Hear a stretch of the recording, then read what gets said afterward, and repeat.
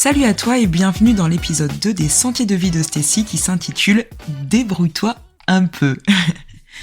Aujourd'hui, je vais te raconter comment et pourquoi j'ai continué le voyage itinérant, mais cette fois-ci, c'était en tente de toit. Tu te souviens de cette période Covid ?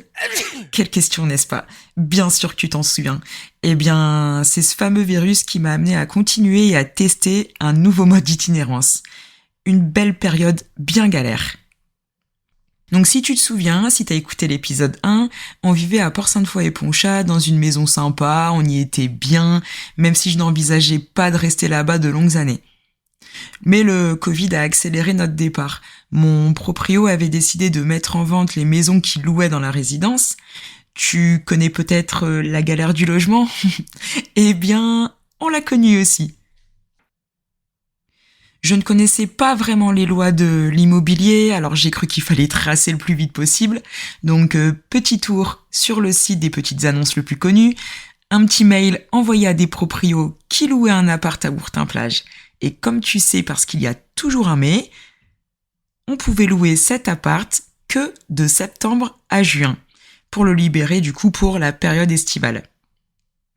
Et bien évidemment, il était meublé et j'avais tout de même un T4 à faire rentrer quelque part. Mais j'ai tout de même foncé tête baissée, j'ai eu l'appart. 3 semaines plus tard, on quittait notre maison pour un petit appart au bord de l'océan. 3 semaines pour vendre et donner un max de choses.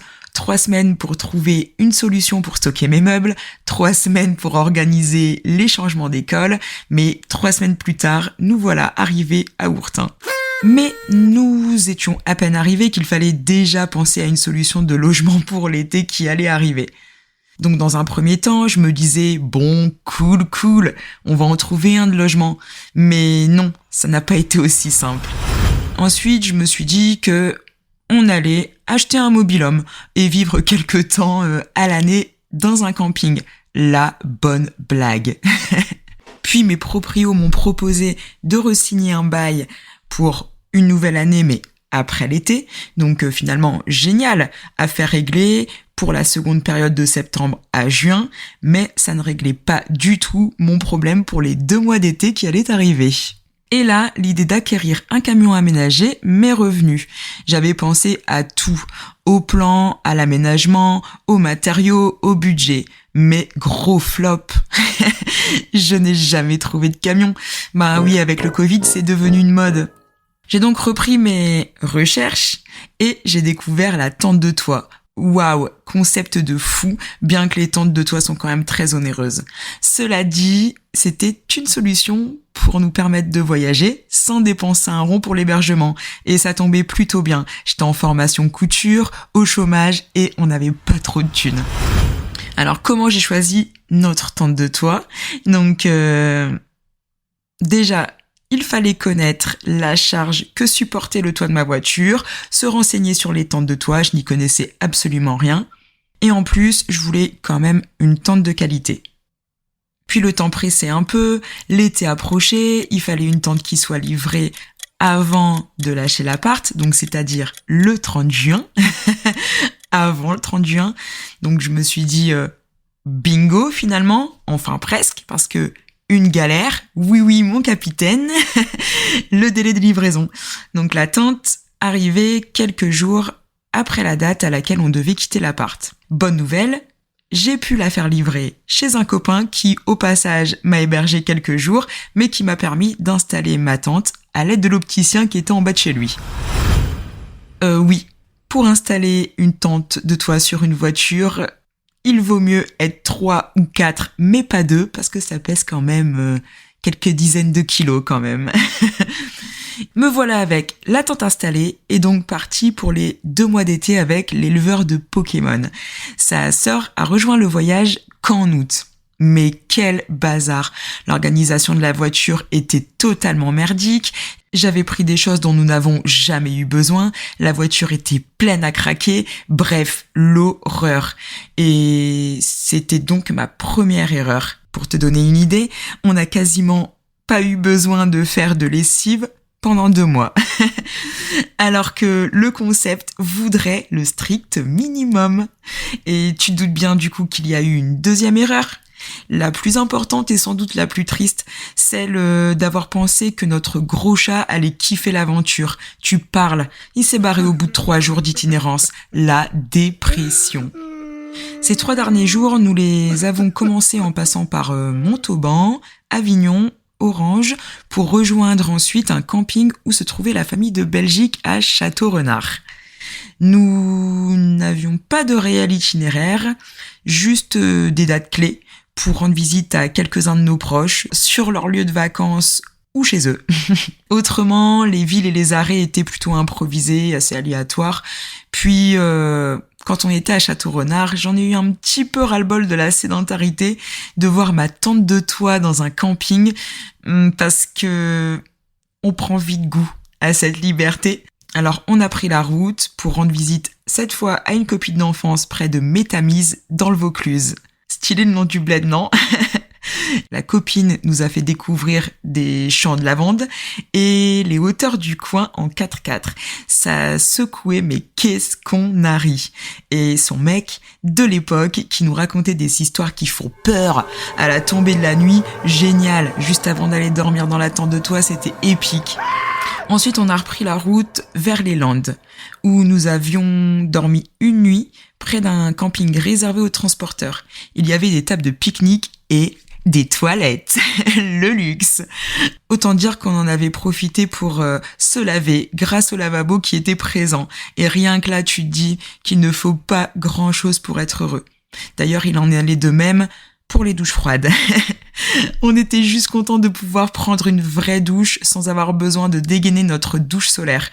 Enfin, je dis on, mais en fait, les enfants en avaient rien à faire de se laver, tellement c'était sport. Et en fait, c'est comme ça aussi qu'on a découvert les douches publiques en pleine campagne.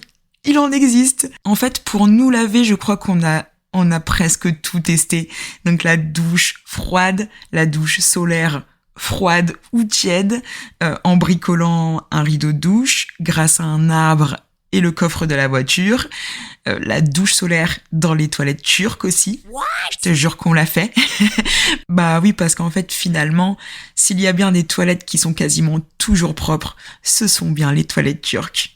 Finalement, c'est une paire de tongs et c'est parti, c'est presque comme au camping. Et ensuite, on est remonté en Gironde pour ensuite remonter en Charente-Maritime, donc à Royan et Saint-Georges-de-Didonne, où tu trouves des spots super sympas pour te réveiller avec vue sur l'océan. C'était royal.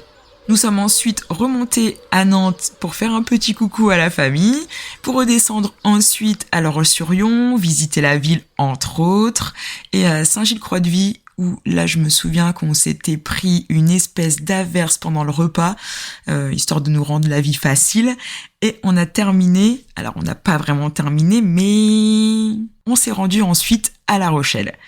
Gros coup de cœur cette ville, une ville super vivante avec ses artistes de rue, avec ce coin bourré de magnifiques tags qu'on a observé pendant un très très long moment. Il y avait même un minuscule mur de grimpe tagué pour les gamins. En revanche, c'était une galère pour trouver un coin tranquille pour dormir. Et ce soir de passage dans cette ville, on a quand même dormi dans un parking blindé de monde en centre-ville. On avait tellement peur d'ouvrir la tente car des flics étaient à 2 pas de notre voiture. On craignait clairement de se faire virer. Mais non, ça va, ils ont été cool. On était soulagés parce que il était minuit. Et après cette journée de visite, on voulait juste une chose, c'était dormir. Et enfin est arrivé notre terminus. Après ces quasi 2 mois de vadrouille dans des dizaines de villes dont je n'ai plus particulièrement le souvenir, bien sûr, et on s'est posé à la fin à Lacanau, en mode camping sauvage, sur un immense parking dans les pins qui tolérait à l'époque les vannes et les tentes de toit. On avait rencontré des gens super cool, mais par contre ce spot c'était un espèce de bordel la vache. T'avais des toilettes sèches avec une file d'attente tellement monstrueuse le matin que tu finissais par t'enfuir dans la forêt de pins. Et d'ailleurs, la chose qui nous a choqués mais qui nous choque encore, je vais peut-être t'offenser Mais les gens sont des porcs. Autant de morceaux de PQ que de touristes, c'était à vomir. C'est un petit peu comme les mégots de cigarettes finalement. Ça fume, ou pour le coup ça fait pipi caca, mais c'est trop dégueu pour embarquer ses propres déchets avec soi. Cela dit, ce terminus de plusieurs jours était génial. Parce qu'on a fait des trucs quand même sympas. On a joué au badminton avec une corde entre deux arbres. On a chanté, dansé, ri. Et la belle surprise là-bas, c'est d'avoir vu des dauphins lors d'une baignade et des marcassins traverser cet immense parking sous les pins pendant l'heure du goûter. C'était fou. Alors en fait, la finalité est que ces 2 mois de vadrouille nous ont clairement permis de visiter des villes sympas, de revoir quelques-uns de nos proches, d'apprendre à économiser l'eau, surtout, et à organiser nos denrées alimentaires, mais aussi à apprécier presque chaque moment, même s'il arrive parfois de devoir faire face à l'ennui. Et surtout, la plus belle leçon de vie apprise est que malgré cette bonne galère de logement de 2 mois, ce fut quand même très enrichissant et surtout notre plus bel été. En fait, chaque problème a sa solution. Ce n'est pas si mal de se débrouiller un peu, non ? Et donc pour clore cet épisode, tu as peut-être envie de découvrir ces 2 mois en images. Alors tu peux aller faire un tour sur Facebook ou sur Instagram et n'hésite pas à soutenir les podcasts Sentier de vie de Stécie en les partageant à ton entourage. Et il ne me reste plus qu'à te souhaiter un beau mois de septembre. Et comme d'habitude, je te donne rendez-vous dans 1 mois pour l'épisode 3 qui s'intitulera « Gravir la montagne ». Un épisode où je pense que tu risques de bien te foutre de moi. À bientôt.